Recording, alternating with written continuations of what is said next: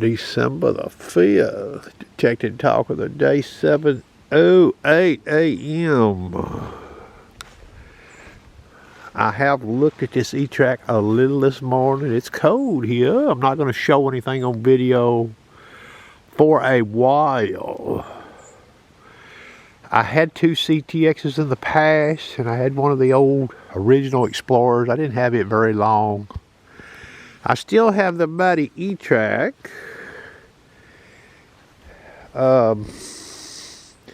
Preliminary test. And by the way, I have perused the internet. I have not seen any post thread that I could find talking about what I'm going to show with this Etrac. How does this apply to the CTX? Well, it probably applies to it, but you know, it can be set up a little different in the bottom of that screen. What do preliminary checks out here suggest to me? I'll pass this along to you.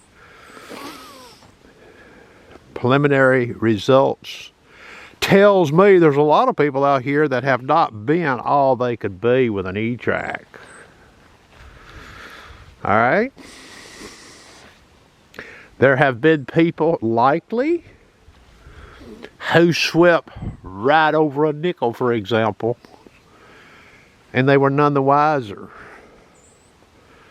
And had they have been doing something, they might have turned on that target, for example, and boom! But here's the problem.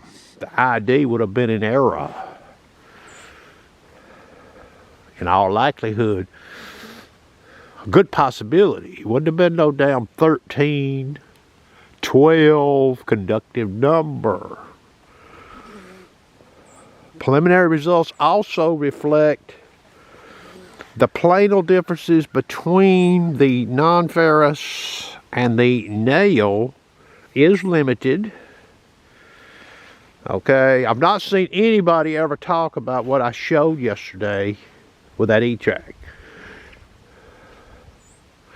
I will also say this, I even just opened up segments 49 and 50 on the 35 conductive line. If all you did with that machine is that, with Etrac, the segments 49 and 50, would you have benefit using that piece of equipment in a park? Yes, you would, in my opinion. But now I'm not going to show anything on video. I got some things I got to do this morning. Okay, I'm being objective about this. I own that Etrac. I've owned 3 of those, by the way. I'm not going to bullshit anybody. Okay.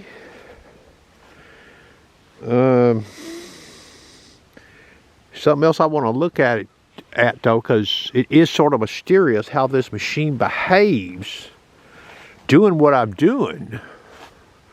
And it can sort of be misleading looking at the ID. I'll show you in the video what I'm seeing, okay? Eventually. Would this, what I'm going to show, be smart to use in all sites? Too early for me to tell. I can also say this, I believe, now I'm not 1000% sure of this. Believe it or not, I see a trend with this machine like I see on the Manicore. What is that? A nickel tends to give higher conductive number versus a quarter or a dime.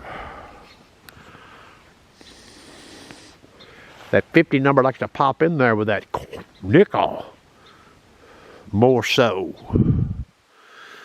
So stay tuned, you know. The old hick from the sticks is going to look at this. And now the ground here is exceedingly wet. It rained and snowed and sleeted here all night, but the temperature just stayed right above freezing. So there may be a way for you to get over more non-ferrous targets with this machine per sweep of the coil. Versus the way I've seen, and I read quite a few posts this morning, okay? Some were extensively long. Reading, you know, I could relate to some of what they were saying because I've used the Etrac. I've used the CTX too. Okay? So, that's going to conclude the Detect and Talk of the day. Stay tuned.